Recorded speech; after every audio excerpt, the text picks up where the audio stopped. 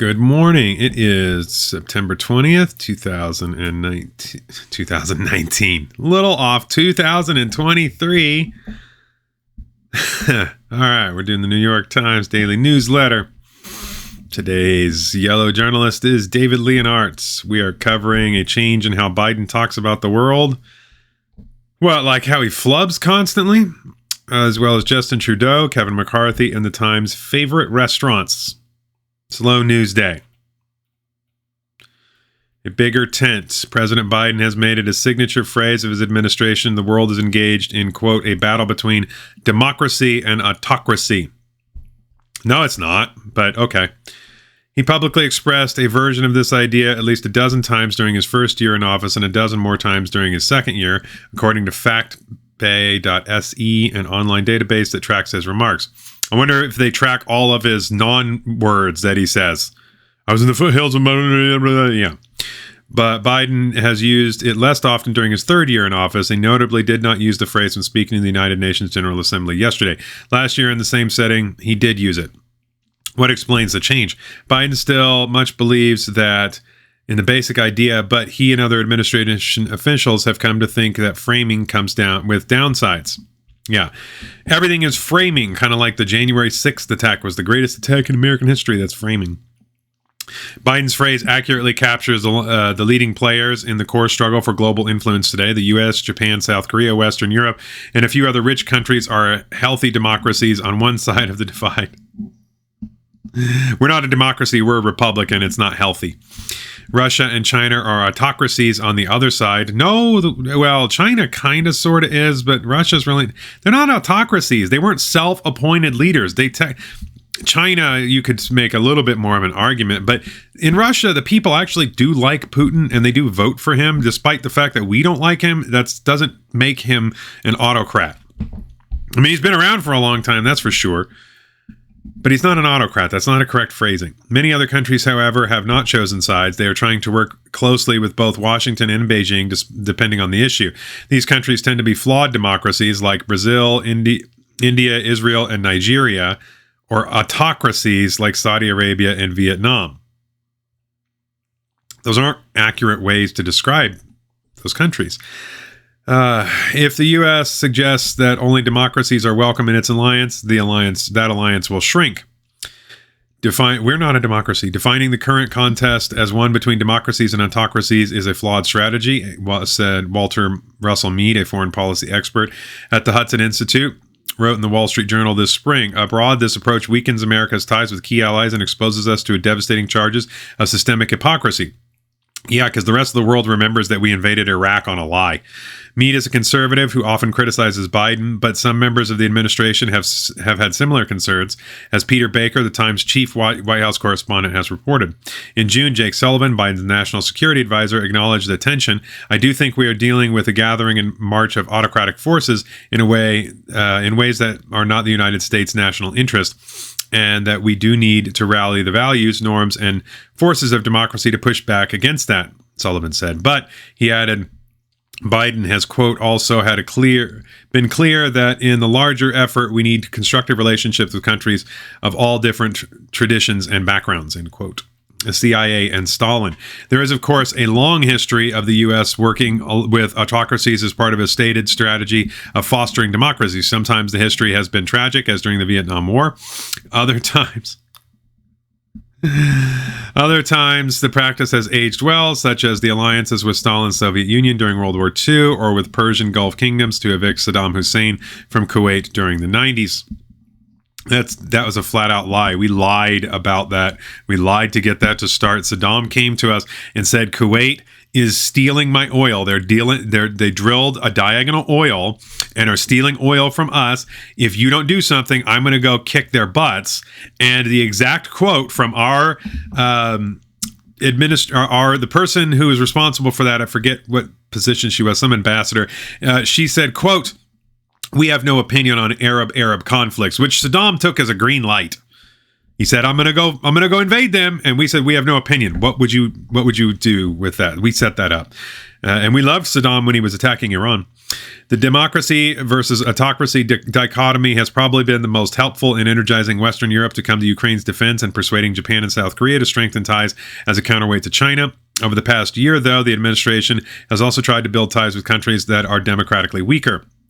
India is another potential counterweight to China, and Biden hosted its Prime Minister, Narendra Modi, for a warm 3-day visit over this year, despite Modi's crackdown on critics of his Hindu nationalist government. This week, Justin Trudeau, Canada's Prime Minister, accused India's government of killing a Sikh separatist leader in British Columbia.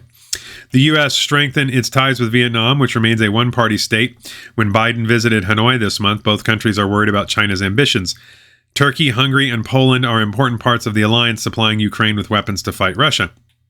The Biden administration is talking with Saudi officials about establishing a mutual defense treaty in which each country would promise to come to others' aid if attacked. My colleague Edward Wong and Mark Mazzatti reported yesterday the talks are part of an effort to persuade Saudi Arabia and Israel to normalize their relations. All of this may help explain the approach Biden took at the UN yesterday. He continued to celebrate the virtues of democracy, saying that it can deliver in ways that matter in people's lives while describing programs to build infrastructure in Africa, Latin America, and Southeast Asia. Yet he did not use any version of the words autocracy or authoritarian. In the dangerous world, the U.S. evidently wants way too many kinds of allies.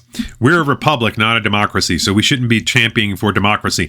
Democracy is what the French fought for, and that didn't work out so well. Let's see more from the UN. Biden called for collective action on Ukraine, climate change, and other crises. Yeah, of course. So they're the same thing now. It's theater. I no longer believe that the Russia-Ukraine war is what they say. I think it's propaganda on both sides now. Zelensky accused Russia of weaponizing food and energy prices against the world. And he's doing the exact same thing, Zelensky being him. And they're probably not going to admit it here, but they did admit that it was Kiev that was responsible for the errant missile strike in their own territory. Still blaming Russia, of course, but it was Ukraine's fault. And Iran's president, Raisi, threatened revenge against U.S. officials for the American drone strike that killed a top Iranian general in 2020. A little bit late there. Kenya has offered to lead a security mission to Haiti, where gangs control parts of the capital. Where's the Clinton Global Initiative, huh? Where'd all that money go? Justin Trudeau, Canada's leader, rejected India's denial of an involvement in the killing of a Sikh separatist near Vancouver. Both countries expelled diplomats as the fight escalates. Let's see. Deep Singh Nijjar, 45, was a prominent advocate of the creation of an independent Sikh nation that would include parts of India. Let's see. Politics. Hard right House Republicans blocked a bill to fund the military. Another setback for Speaker Kevin McCarthy as he tries to avert a government shutdown. That's because the bill that they're blocking is an omnibus bill, and they want just a straight bill, and McCarthy nor the Dems will do that. So Donald Trump is said to have instructed a former aide not to tell federal investigators about the boxes of government documents he had kept at Mar-a-Lago. She told them. Hunter Biden plans to plead not guilty to 3 federal charges brought against him for a 2018 gun purchase. That's hilarious because there's no way he could be denied that he's not guilty, but whatever. The governors of Iowa and Georgia criticized Trump after he called the 6-week abortion ban in Florida a terrible thing. Auto workers strike. The United Auto Workers Union threatened to expand its strike to more plants if contract talks with the 3 U.S. automakers don't move forward. From sympathy to you're fired, Republican presidential candidates are split on the strike. Azerbaijan launched a military operation against Nagorno-Karabakh, an Armenian enclave inside its territory. Britain passed a sweeping law to regulate online content, introducing age verification requirements for pornography sites. Illegal crossings of the U.S. southern border have increased in recent weeks, stretching federal resources and overwhelming local communities. At Texas, trial over a new election law is giving voice to residents who tried and failed to vote. So what's interesting about that is they're not mentioning the numbers. So every 4 days, 34 to 45,000 people, a new border town is formed every day by illegals surging across the border. And the administration says, oh, the border is secure. No, it's not. Pennsylvania, Democrats maintain control of the Pennsylvania House by winning a special election in Pittsburgh. Pennsylvania, a swing state, will automatically register residents to vote when they get a driver's license or state ID. which is interesting because that will allow illegals to vote. And the media is like, oh, no, it won't. And yes, it will. You're not requiring that they prove citizenship when they get a driver's license, and then you're registering them to vote. So you don't know if they're a citizen and you're registering them to vote. How is it that you don't, if illegals can get a driver's license, which they can, that means that you're going to register them to vote. Let's see, housing lawsuits. New York lawmakers are suing to block Mayor Eric Adams from using National Parkland in Brooklyn for an emergency migrant shelter. The Sacramento County District has sued the city over inaction on homeless camps. Other big stories. The cost of crude oil has jumped, pushing U.S. gas prices to the highest levels in 11 months. Yay, good job, Joe Biden. It's because you keep cutting off gas leases, and the Democrats are celebrating it. They hate you. Remember that. The group that won a Supreme Court case against affirmative action sued West Point, arguing it should be barred there too. Joanne Epps, the acting president of Temple University, died after becoming ill on stage at a memorial service. She was 72. That sucks. A 150-year-old giant banyan tree down in Lahaina, Hawaii, that burned during the fire is showing signs of recovery. Customers will likely struggle to get Clorox wipes after a cyber attack at the company. Okay. Yeah. Interestingly, in Lahaina, we have more information coming out of that with those kids still haven't been found. They just have stopped talking about it because Oprah and all of her friends are going to go in and buy up all the real estate and take it away from all those people that lived on the island. They don't need it. They're poor. Stop telling colleagues, let's take a walk. Timed math tests needlessly pressure students, especially girls, whose fear of the can't do math stereotype causes anxiety. Let's see. A city in Connecticut burns Benedict Arnold, America's most infamous trainer, in effigy each year. Invasive species. Florida's full of animals that don't belong there. Should they be kicked out? Typically doesn't work whenever you try that. Let's see. Quiet on the set. For years, big Hollywood productions brought money and prestige to British film crews. Now a downside has become apparent when Hollywood goes on strike.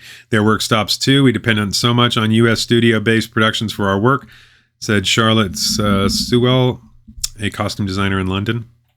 YouTube blocked Russell Brand's advertising income on its platform days after he used it to deny accusations of sexual assault. No evidence to really support these claims. They're over a decade, they're decades old, and no one said anything about Brand for years. And all of a sudden, he goes up against Big Pharma, and now all of a sudden he's getting smeared. It's not, surprising at all. Remember Julian Assange faced fake rape accusations for years and still is hiding out. Let's see. Jan Winter, the Rolling Stone co-founder, ruled the Rock and Roll Hall of Fame for years. His reign ended in 20 minutes.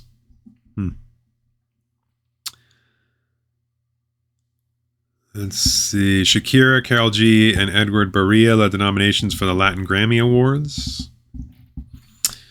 All right. So today in history, today's highlight: on September 20th, 1973, in their so-called Battle of the Sexes, tennis star Billie Jean King defeated Bobby Riggs in straight sets 6-4, 6-3, 6-3 at the Houston Astrodome. All right, in 1519, Portuguese explorer Ferdinand Magellan and his crews set out from Spain on 5 ships to find western passage to the Spice Islands. Magellan was killed en route, but one of his ships eventually circled the world. In 1881, Chester A. Arthur was sworn in as the 21st President of the United States, succeeding the assassinated James A. Garfield. And in Die Hard with a Vengeance, Chester A. Arthur is the high school that the bomb is placed in. In 1946, the first Cannes Film Festival, lasting 16 days, opened in France. In 1962, James Meredith, a black student, was blocked from enrolling at the University of Mississippi by Democratic Governor Ross R. Barnett. In 1964, the Beatles concluded their first full-fledged U.S. tour by performing in a charity concert at the Paramount Theater in New York. In 1967, the Cunard liner RMS Queen Elizabeth II was christened by Britain's Queen Elizabeth II in Clydebank, Scotland.